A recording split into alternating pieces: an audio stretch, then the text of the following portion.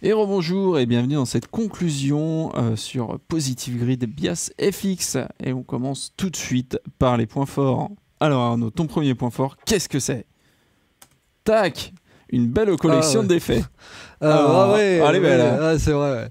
Ouais, bah il y a tout ce qu'il faut là où il faut. Ouais.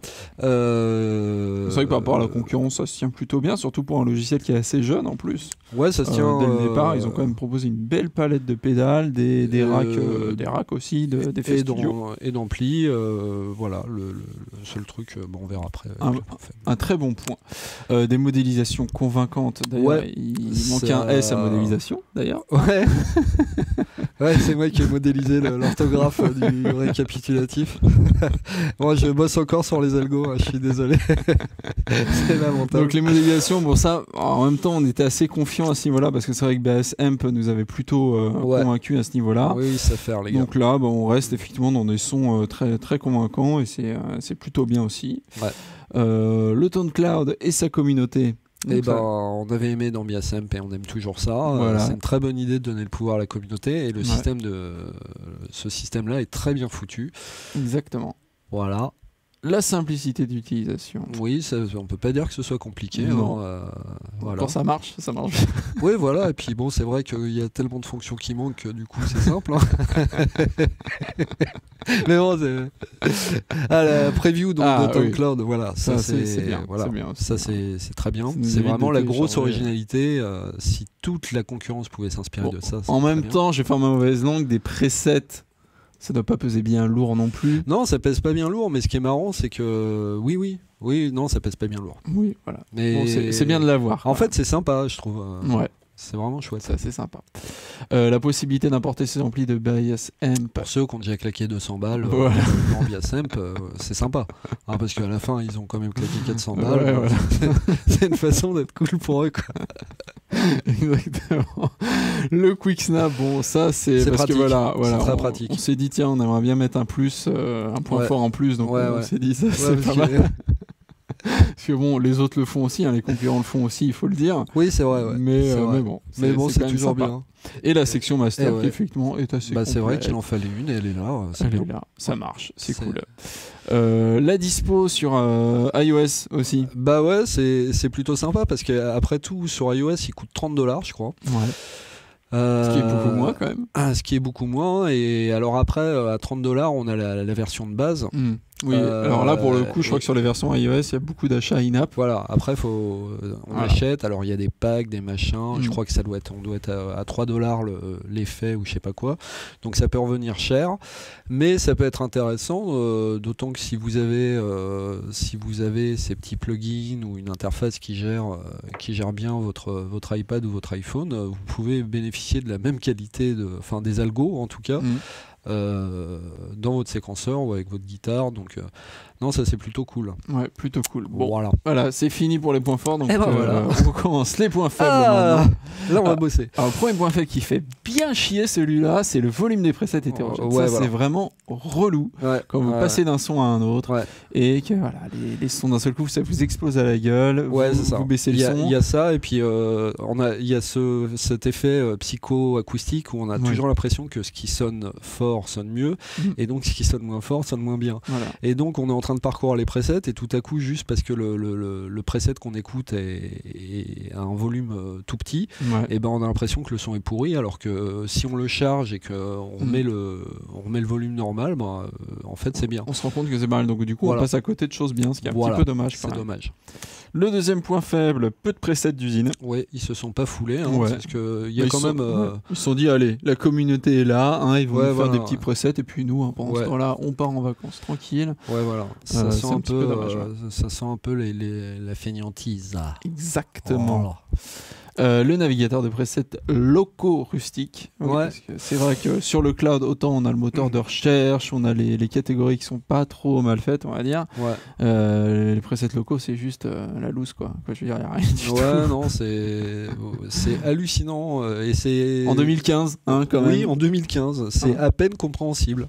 Là, encore une fois, toute la concurrence est devant, il n'y a aucun problème. C'est saut 2008, tout ça, quoi. Voilà. Alors, le split aussi, on trouve ça bien de pouvoir splitter le signal, mais ce qui est un petit peu dommage, c'est qu'on peut le splitter qu'une seule fois. Ouais. Voilà. Bon, ça, c'est vraiment le truc de geek. Oui, parce voilà. que. Moi, perso, ça me dérange pas. Non, et puis les 3/4 des guitaristes, ils s'en foutent de faire du split de split. Hein. Oui. Voilà. Steve Vai, ça l'intéresse parce qu'il fait des sons de martien, mais voilà. Ouais. S'il faisait de la musique. Mais qui font du reggae à la rigueur des spliffs, peut-être. Ouais, voilà. Je sais pas. Allez, blague vous êtes. Autre point faible, les 2 versions, mais pas d'achat in-app. Ça, c'est vrai qu'on aurait aimé peut-être avoir quelque chose un peu entre deux. On va dire, pas être obligé de tout acheter à $199 ou une version peut-être encore moins chère que celle à $99 c'est vrai que avec je le trouve achat in-app. que l'histoire d'IK Multimédia, même si évidemment chez IK Multimédia on en joue parce qu'à la fin. Chez Amplitube, si vous achetez tout, ça va vous revenir à $800. Ça dépend de votre caractère, ça. Ouais, voilà, mais on est toujours complétiste à la fin. On se dit, ah zut, c'est la seule que j'ai pas. Allez, clac, j'achète. Puis en plus, comme c'est des tout petits achats de quelques euros, ça va vite. Mais c'est vrai que là, il y a ce côté où parfois on a juste besoin d'un effet ponctuellement et que devoir mettre 100 balles de plus pour avoir cet effet, c'est un peu dommage. Exactement. Ah oui, alors c'est vrai qu'on avait oublié de vous faire écouter ça, mais c'est vrai que c'est un truc qu'on n'a pas montré effectivement, mais c'est un truc qu'on va vous dire et qu'on a remarqué. C'est vrai que le cabinet des amplis, en fait, bon déjà, c'est le même moins, c'est les mêmes haut-parleurs pour ceux qui savent pas. C'est pas là, voilà. Machin. Bref, le haut-parleur, c'est comme dans BSM, c'était un moins qu'on avait souligné. C'est que effectivement, déjà il n'y a que 2 micros disponibles. Je crois qu'il y a un SM57 et un 414, il me semble. Donc déjà, ça, on trouve ça un petit peu léger. On peut en mettre qu'un seul devant chaque haut-parleur. Donc ça aussi, je trouve ça un petit peu léger. C'est sympa de pouvoir en mettre un ou deux. Et aussi, donc ça, bon, on peut gérer ceci avec le split. Hein. C'est vrai que si on met 2 fois le même ampli avec... oui. Bon, ça peut gérer comme après, ça. on a toujours que 2 micros. Voilà, on a toujours que 2 micros. Et surtout, ce qu'on a trouvé, effectivement, c'est que quand on bouge le micro devant le haut-parleur, ça change pas tellement grand chose en fait au niveau du son. Donc ça, c'est un petit peu dommage. Alors je sais pas si c'est un bug ou quelque chose qu'ils vont corriger dans les autres dans les prochaines versions, mais c'est vrai que normalement dans ce genre de logiciel de simulation d'ampli, quand on bouge le micro devant le haut-parleur, généralement c'est assez drastique quoi. Le changement, on entend tout de suite ce que ça fait. Pas besoin d'avoir des oreilles super fines. Bon, après ce qui est cool, c'est qu'on peut bypasser cette section cabinet et puis attaquer par exemple le Wall of Sound de Two Notes par exemple, sur lequel effectivement quand on change de micro de place, ça fait vraiment quelque chose. Et puis on a toute une énorme collection de micros, une énorme collection d'enceintes. Donc on peut faire ça. Bon, il faudra dépenser en plus. Hein, on n'est plus à ça près. Voilà, donc c'est un peu. Donc l'autre point faible, pas donné pour la version pro, c'est avec 200 balles pour un logiciel qui ne fait que la simulation d'ampli.